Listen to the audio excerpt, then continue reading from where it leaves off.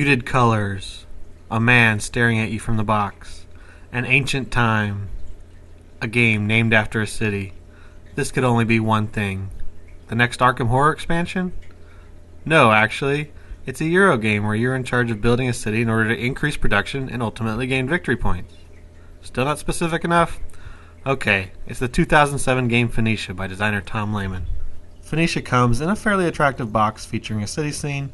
The art and colors scream classic Euro game, which is exactly what's inside, so no false advertising here. The box is 23 centimeters by 33 centimeters by 8.5 centimeters, so it will fit most anywhere, but is a little bigger than most bookshelf games. Inside the box is no frills, with no inserts, just a space to dump all your pieces, so providing bags is a must.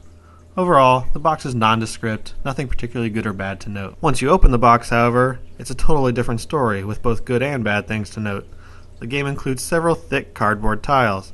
Since you will be searching through these or flipping them over or placing pawns in them, the thickness adds a lot and makes them easy to handle. There are 2 decks of cards, one consisting of city developments, and the other the money you will use to purchase those developments. The cards seem to be slightly flimsier than those found in other games, but I've had no problems with these, likely because you don't shuffle or handle the cards all that much. There are only 3 kinds of money, 4s, 5s, and 6s. The numbers are easy to read, though the gold color on a tan card isn't too attractive, and a big number is far less thematic than a picture of coins, for instance. The development cards use the same border color, but art dominates these cards. The art is generic, but it does the job of visually representing the card. The development cards also contain some game-related iconography. Every card will have a number and letter in the bottom right corner, which is used when setting up the deck at the start of the game. In the upper left corner, each card will have a minimum bid value for when it is auctioned. Cards can also contain a number of production points, victory points, storage houses, workers, or special instructions. Most of this information is clear and easy to digest, though the cards with special information can be difficult to read or interpret because of the size of the font. The board itself has a single fold down the middle, which, in my copy, resulted in a deep crease that is unattractive, though doesn't affect the game. The board has 3 sections. A scoring track runs around the outside and is used to track both production and victory points. A table on the left is used to track player discounts. The information is laid out well, telling you the cards that grant discounts, how many are available depending on the number of players, the size of the discount depending on the number of cards owned, and the section of the deck in which the card will appear. Discounts are marked with cubes and player colors, so the existence of discounts is clear, though the dull colors on the board can make reading difficult from a distance. On the right-hand side is a flowchart of the different discounts. This info isn't absolutely necessary and is already on the cards, but it's good to have the reminder. It all can look a little overwhelming to new players, but is helpful once understood. Now we come to the bad part, and the components you will probably notice as soon as you open the box: the stark white plastic neutral pieces. These come in 3 varieties: small barn-shaped pieces used to represent storehouses, hollow pawns to represent workers, and white discs that serve as money and markers. The storage houses represent how many production cards you can keep from round to round. Perhaps ancient societies did store their excess food in barn-shaped structures, but these remind me more of Monopoly hotels than Phoenicia. The worker pawns feel like something you might find in a game at the dollar store. This might be the rare situation where wooden cubes would have given a game more warmth. The discs have a little more heft to them, but certainly don't evoke coins when used as change. They are also used as tools for workers and markers at the city center, so cardboard coins might not have worked, but I would think that there were viable alternatives to all these components. Each player also has a scoring marker and a production marker in their color. The production marker is just a painted disc, but just that coat of paint makes the piece of plastic far more acceptable in a designer game.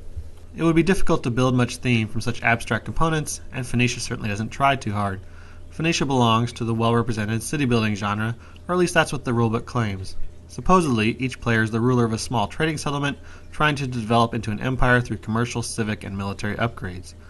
Without any sort of map, however, there's no sense of growth except in how far you move your victory point marker. It's possible, after all, to build a great empire without ever adding a single worker to the 3 you start with. All that being said, the empire building theme gives some character to the cards. A trade fleet gives you more money, while building a public monument gets you victory points, and the city walls allow more workers to become farmers or miners or cloth makers. Overall, the theme and components work perfectly fine, but add almost nothing to the enjoyment of the game, so there better be a pretty good game underneath the generic exterior. Well, let's see. The game plays 2 to 5 players without any changes to the rules other than the number of cards. A 2-player game might only last a half hour, while 5 players could conceivably go an hour and a half, so a little shorter than many other city-building Euro games. Once you have bagged each player's starting pieces, setup is very simple, except for building the development deck. Unfortunately, this step takes some time. First, you need to separate cards into 4 piles based on the stage number. Next, each pile needs to be separated into A and B flavors. Now, consult the chart in the rulebook to determine how many of each A and B card to use. Then shuffle the A and B cards from each stage together and stack stage 2 on stage 3 and stage 4. Draw 1 card for each player from the stage 1 pile and place them face up for auction, but if any granaries or forts appear, shuffle them back in the stage 1 pile. Because the cards get mixed together during the game, you will have to do this before each game. It transforms a 2-minute setup time to about 10 minutes. There are 2 rules that can be difficult to conceptualize, but the main flow of the game is very simple. Basically, each round will start with 1 development card per player available for auction. The Overlord, or player with the most victory points, decides which card to auction first and makes a legal bid of at least the minimum price. The auction moves clockwise until everyone but 1 player has passed, and that player wins the card. The winning player immediately receives any production or victory points or other benefits, and then the Overlord can start another auction or end his or her turn. If the Overlord passes, the control of the auction moves to the left and the Overlord can no longer participate. Play continues this way until all available cards are purchased or all players pass on starting an auction. Players can win as many auctions as they can afford. Once a player drops out of the auction phase, he can decide whether or not to train and employ workers. Most workers arrive untrained and can be trained for a price. Once trained, the worker can move to any profession the player has access to by paying the price for the necessary tools. Players immediately gain the production and victory points for the new worker. Each profession tile provides a running total of how many points of each type the workers have produced, so a player's score can always be double-checked by counting workers in developments. Some developments also provide discounts on future developments. If a player wins one of these, he or she places a cube in the appropriate space to mark the discount. Depending on the number of players, a second or third discount may be earned in the same category. When the discounted card comes up for auction, any players with the appropriate discount can bid more, knowing the price will be reduced before they pay for their winnings. The rulebook is pretty basic, but is laid out pretty well and gives examples for each phase. But there are 2 rules that seem to give players the most trouble. First, a player may shift a worker to a new profession by paying the full price of the new tools. However, the old tools are left behind, as designated with a white disc on the tool price, so a future worker can take up the profession for free.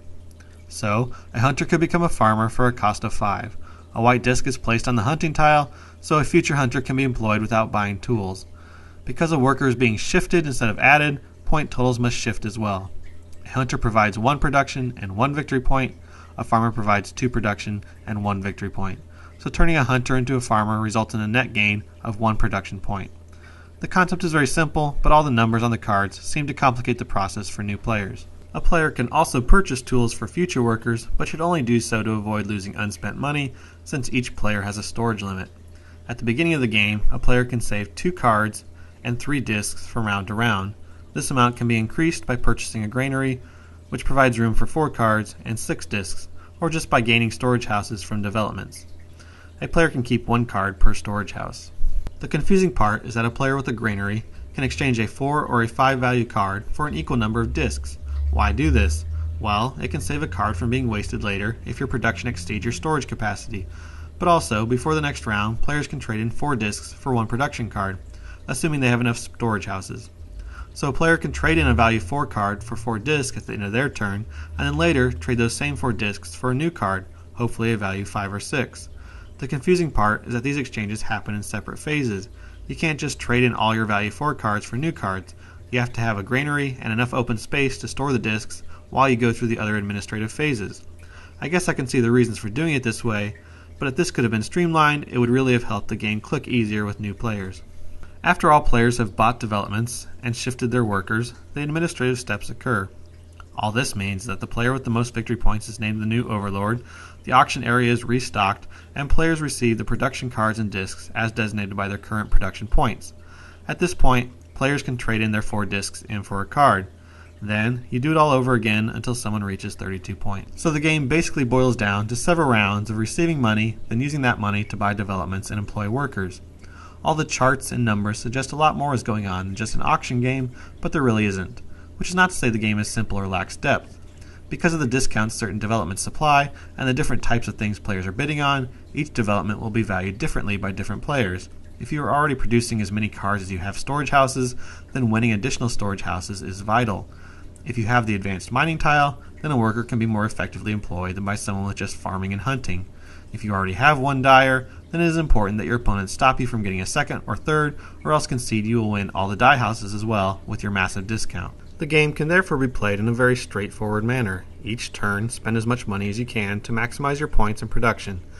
Because of the way production and storage limits work, no one will ever go bankrupt, and it is difficult to fall too far behind in terms of money. Played this way, the game can be quite enjoyable to newcomers as an introduction to the world of auctions and Eurogame efficiency. For more experienced players, there are other key decisions. Rather than simply spend all your money each round, the more experienced player needs to decide when it is best not to buy something. If you have unemployed workers, you might want to let some developments stay in the auction area for another round, allowing you more time to build up your own production. You may need to save some money between rounds to allow you to drive up the price on something your opponent needs, or to give you a shot at a big victory point development. Because these decisions are subtle and depend on some knowledge of the development deck, they are unlikely to leap out upon a first play. So does the game warrant multiple plays? Like many Euro-style games, the system itself is carefully balanced and predictable, and each game the cards will appear in roughly the same order, and players will gradually increase production and victory points at similar rates. The variability in the game is small, but means each micro-decision is important.